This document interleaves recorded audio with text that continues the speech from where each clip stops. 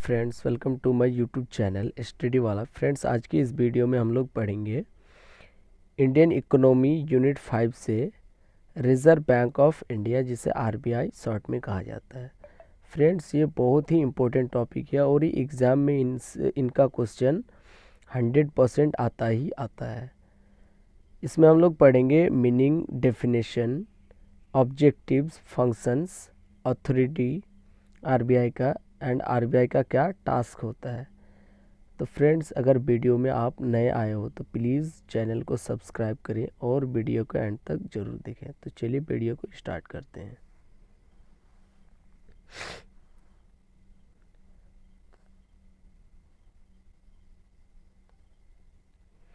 Definition of RBI. The reserve bank of India is India's central bank. RBI जो है India का central bank है, also known as the bankers bank, और बैंकों का bank भी कहा जाता है। The RBI controls the monetary and other banking policies. RBI आपका मॉनेटरी पॉलिसी को कंट्रोल करता है, बैंकिंग पॉलिसी को कंट्रोल करता है ऑफ द इंडियन गवर्नमेंट का। The reserve bank of India was established on 1 April 1935।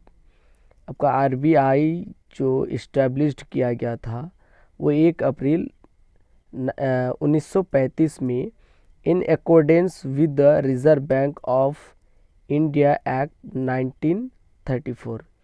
जो आपका reserve bank of India act जो है 1934 उनके तहत इसे बनाया गया था। The reserve bank is permanently situated in Mumbai since 1937।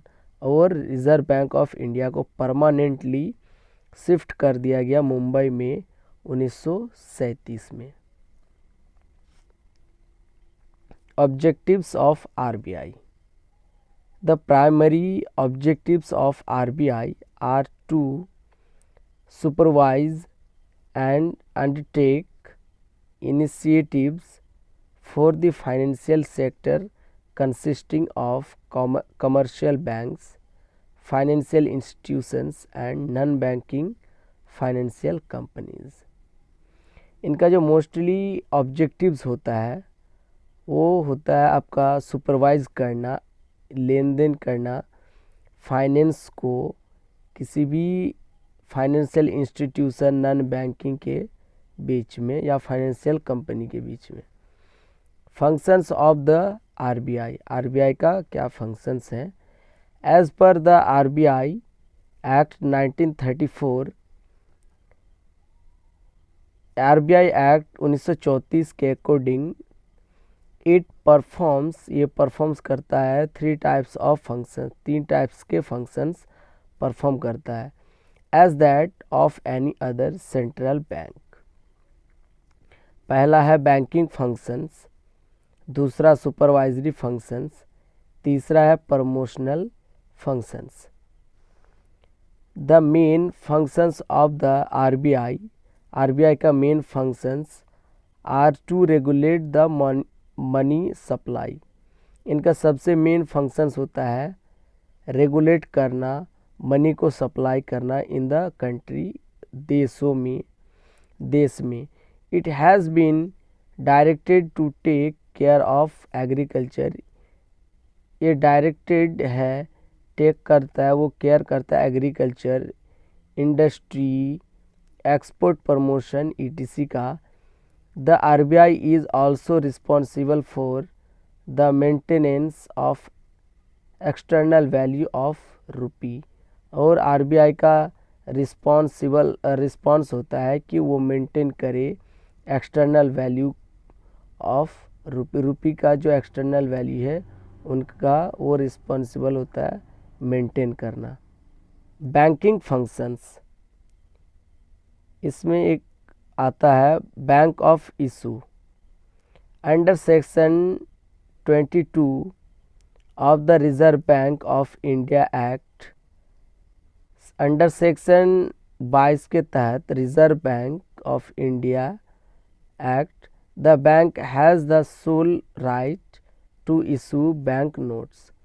इनके तहत उनका एक अथॉरिटी होता है, उन्हें राइट्स होता है नोट्स का इशू करना, नोट्स जारी करना of all denominations, the distribution of 1 रुपी और 1 रुपये का डिस्ट्रीब्यूशन करने 1 रुपये नोट्स का, एंड कोइंस और कोइन का सिक्के का, एंड स्मॉल कॉइन्स और छोटे कॉइन्स का, ऑल ओवर द कंट्री पूरी देश में, is undertaken by the reserve bank, जिसे रिजर्व बैंक के थ्रू किया जाता है, as agent of the government, और गवर्नमेंट का एजेंट के रूप में काम करता है।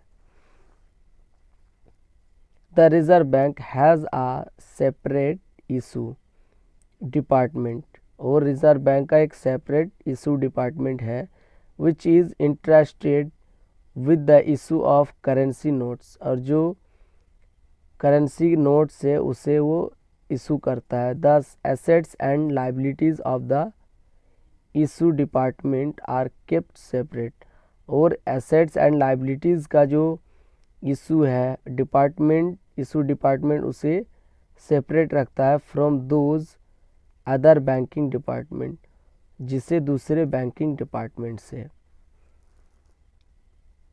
Banker to government, the second important function of the reserve bank of India, ये दूसरा फंक्शन है रिजर्व बैंक ऑफ इंडिया का, is to act as government bankers, एक एक्ट करना है गवर्नमेंट बैंकर्स के रूप में, एजेंट एंड एडवाइज़र, एक एजेंट के रूप में, एक एडवाइज़र के रूप में। The reserve bank is agent of central government, reserve bank जो है एक एजेंट है उस सेंट्रल गवर्नमेंट का, and of all state governments in India, और सभी स्टेट गवर्नमेंट का इंडिया में, excepting that of Jammu and Kashmir, सिर्फ जम्मू और कश्मीर को छोड़कर। Bankers bank and lender of the last resort, the reserve bank of India acts as the bankers bank, reserve bank of India एक बैंकों का बैंक के रूप में एक्ट करता है, वर्क करता है, according to the provisions of the banking companies, according to provision banking companies के जो एक्ट ऑफ 1949 है उनके according, every scheduled bank was required to maintain with the reserve bank a cash balance equivalent to 5% of its demand liabilities and 2% of its time liability in India। सबको जो bank आपका scheduled bank है under reserve bank, सबको maintain करना होता है cash balance, जो कि 5% उसे एज ए लाइबिलिटी डिमांड करना होता है, और 2% उसी समय उसे पे करना होता है। कंट्रोलर ऑफ क्रेडिट, क्रेडिट को ये कंट्रोल करता है। The reserve bank of India is the controller of credit, reserve bank एक कंट्रोलर है क्रेडिट का। It has the power to influence the volume of credit, इसके पास पावर है राइट से कम करने का क्रेडिट को, created by banks in India, जो कमर्शियल बैंक्स, जो प्राइवेट बैंक्स इसे क्रिएट करता है। It can do so through changing the bank rate, और ये Reserve bank of India bank rate को चेंज भी कर सकता है through open market operations, through open market operations के through. Custodian of foreign reserve, it is the responsibility of the reserve Bank to stabilise the external volume value of the national currency. और reserve bank of India का ये responsibility है कि एक establish करे external value को Indian rupee की national currency की। The reserve bank keeps golds and foreign currencies. Reserve bank जो है वो गोल्ड रखते हैं और फॉरेन करेंसी रखते हैं as reserve against note issue करने के लिए।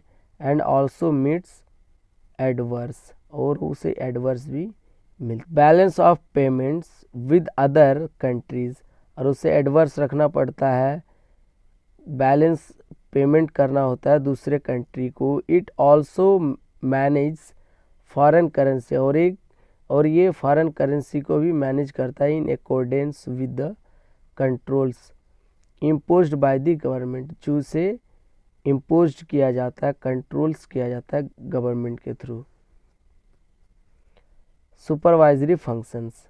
The reserve bank act 1934, the Reserve Bank Act 1934 and the Banking Regulation Act 1949 have given the RBI wide powers of supervision and control over commercial and cooperative banks।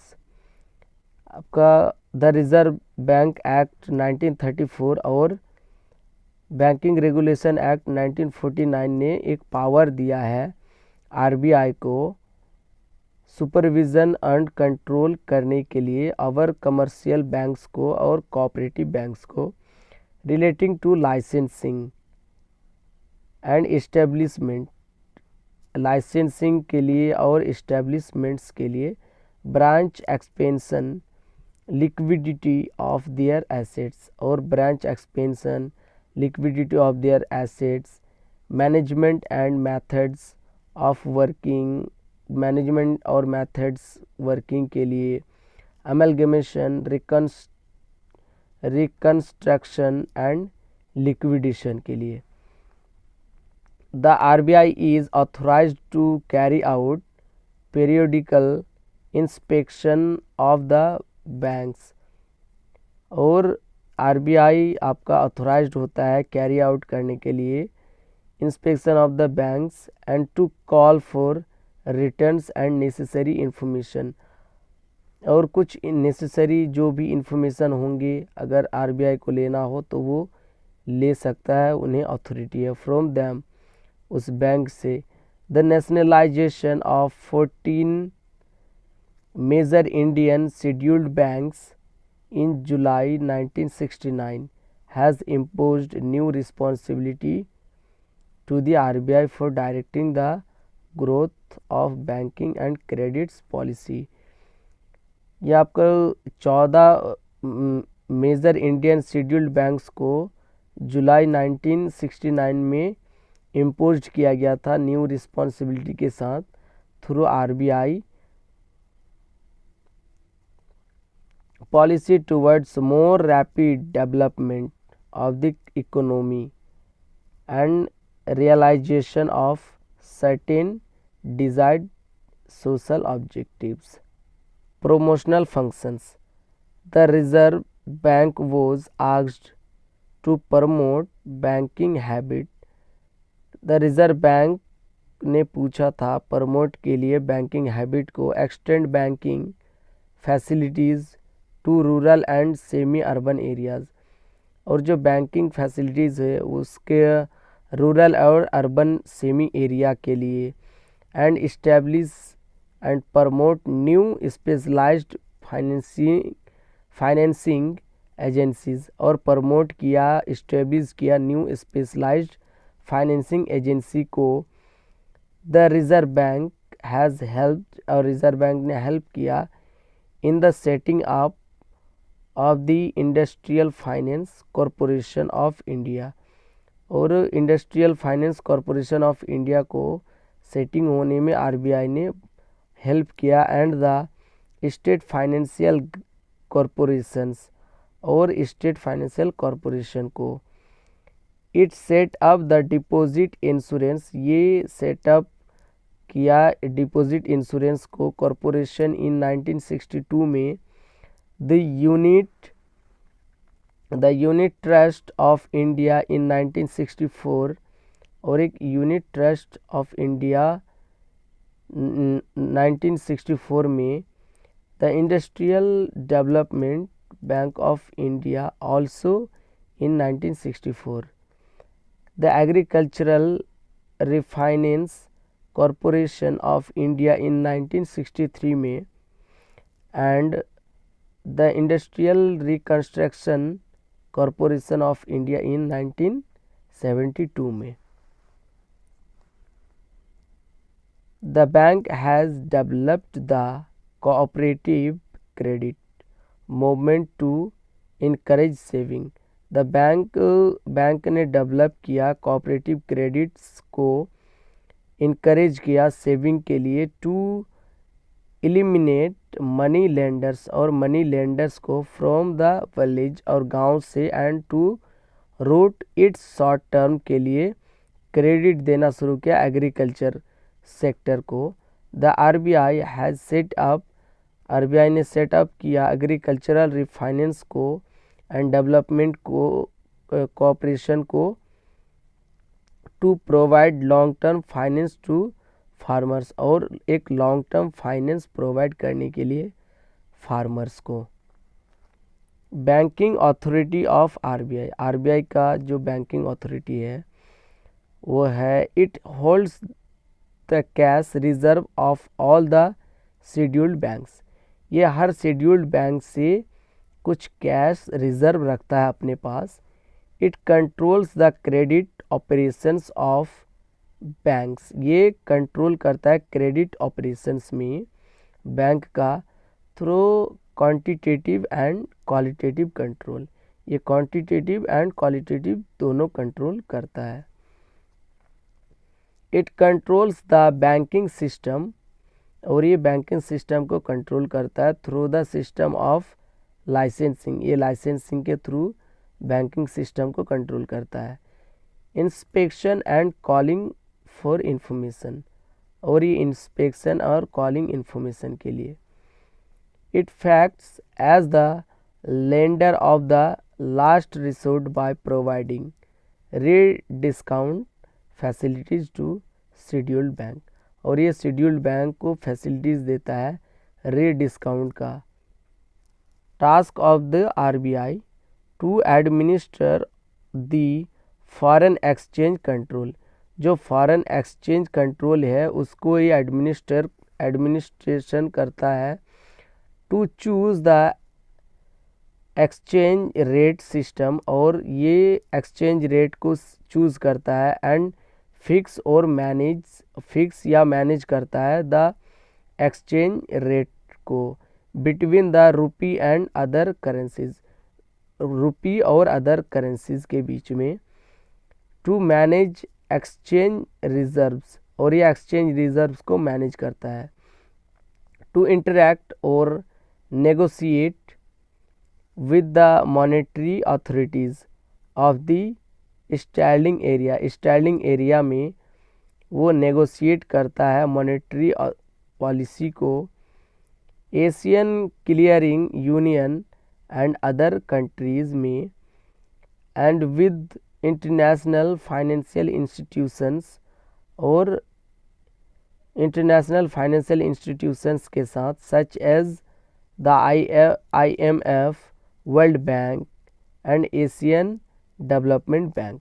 तो friends आज की video इतना ही तक. अगर आपको वीडियो में कोई doubt है तो प्लीज़ आप कमेंट्स में बताना, उसे मैं क्लियर कर दूंगा. और नोट्स भी चाहिए तो आप बताना, मैं आपको नोट्स भी प्रोवाइड कर दूंगा. Thank you so much.